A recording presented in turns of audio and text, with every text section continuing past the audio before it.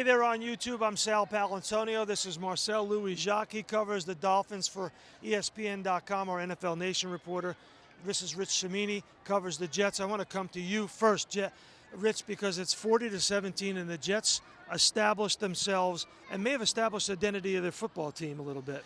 Yeah, and Sal, the Jets, Robert Saleh in particular, has been talking about closing the gap in the division since the end of last season. The Jets had lost 12 straight games in the division, which is the longest current streak in the league. They ended today. They ended in a convincing fashion, and I think it was a little bit of a statement. Yeah, for Breece Hall, for sure. If you're going to have him as your identity to run the football, that's pretty good.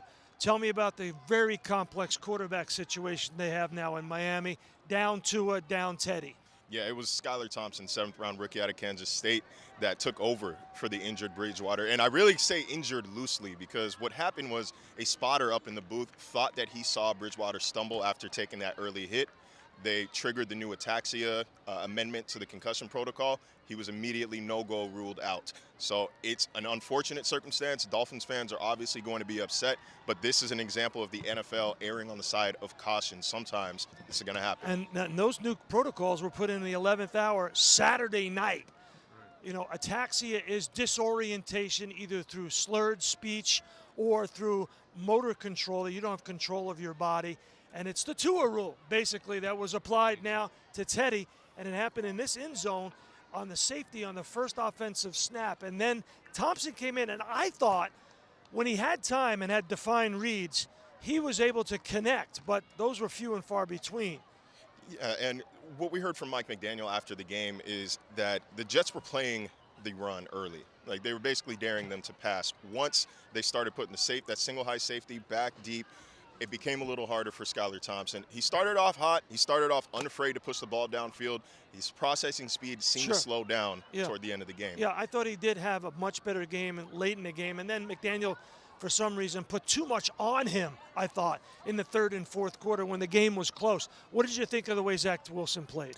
I thought he managed the game, Sal. I mean, that's what you want from when your running back gets 197 total yards from scrimmage. You want your quarterback just to manage the game. He did not commit any turnovers. He scored a touchdown. He showed his mobility. I think it was a good, solid game by Zach Wilson. Why was this Breece Hall's coming out party? Well, he had a pretty good game in Pittsburgh last week as well. 197, no. No, it's actually a rookie record, a Jets rookie record, for total yards. They have a great run, 1-2 punch with Michael Carr. He catches the ball very well. You saw it on the 79-yard play. Granted, it was a busted coverage. It was wide open, but you saw the speed. They drafted him for one reason, to be a home run hitter. He hit a couple of homers today. Where do the Dolphins go from here?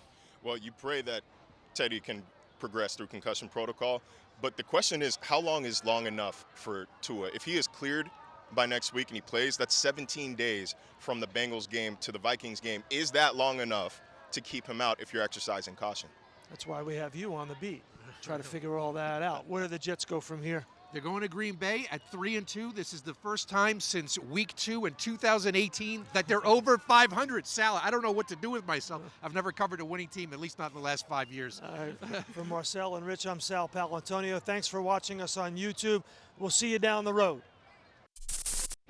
Thanks for watching ESPN on YouTube. For live streaming sports and premium content, subscribe to ESPN+.